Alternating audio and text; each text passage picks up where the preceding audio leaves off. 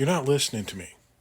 It's a phrase I hear a lot of times when I'm in discussion with certain, shall we say, hive-minded, confirmation-biased, insulated people that don't think outside of their bubbles a ton.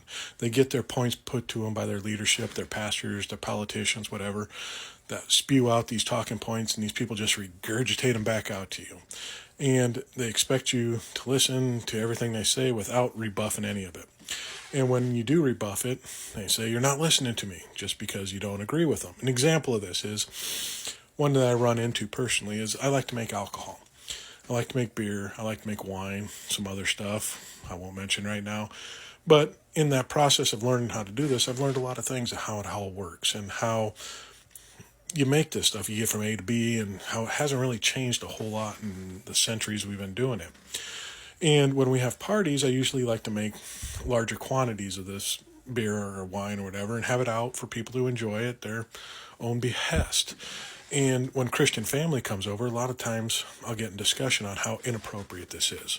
Why are you letting these people do this? This is unacceptable behavior. And I'm like, what's the big deal? These people are being responsible. They're not driving home. They're getting Ubers. They have rides. My kids might even take a few of them home. I've had that done many a times. My kids don't mind. It's the benefit of having 16-year-olds older to be able to do stuff like that. And these people are responsible. So what's the issue? They're not harming themselves. They're not harming others.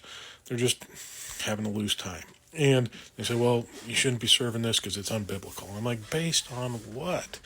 I go, the Bible has plenty of examples of wine and whatnot being served. Even Christ turned the water into wine. And they're like, that's not true. It was more like grape juice. And I'm like, you don't understand what you're talking about. I make this stuff. I understand how it works. You take sugared water, whether the sugar's coming from grain or fruits or whatever, add some yeast to it. That yeast eats that up, and just turns it all into alcohol. So it's going to be pretty similar to what we have today. I mean, we can modify it a little bit with better yeast strains and all that, but you're still going to have a decent, strong drink back then. They're like, that wasn't the case. Like, you're not listening to history and facts, and you don't understand how this process works. And they're like, no, you're not listening to me. It's condoned not to have strong drink. And I'm like, well, strong drink was probably more of a proofed alcohol that was distilled. They're like, no, they didn't. I'm like, there's proof that, before Christ's time, they learned, especially in Rome, how to distill grappa. They learned how to do this. They had strong drink. This isn't what he's referring to. He's referring to more probably something like that, not wine. And more to the fact is wine was probably safer to drink than a lot of times the water because you could carry it a long distances and the alcohol would kill off the bacteria and keep it safe and consumable for people. And you need to have a certain alcohol point to be able to kill off all the bacteria. So therefore, it had to be a stronger alcohol. So don't tell me they weren't doing this. And they just keep arguing, saying, you're not listening to me. You're not listening to me. And I'm like, I'm listening to everything you're saying. I'm just rebutting everything you're trying to put out and actually giving you facts about how this works based on my personal experience and knowledge and how I've done it. But I'm not agreeing with you. And that's the thing, is that they want to agree with you. And the whole key to the thing is that I look back at my Christian mindset and I used to think the same way they did.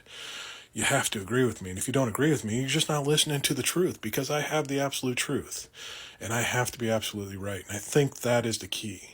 My own mindset was I had to be right because that was the truth. And if I wasn't right, I didn't know the truth and my whole identity would be wrong.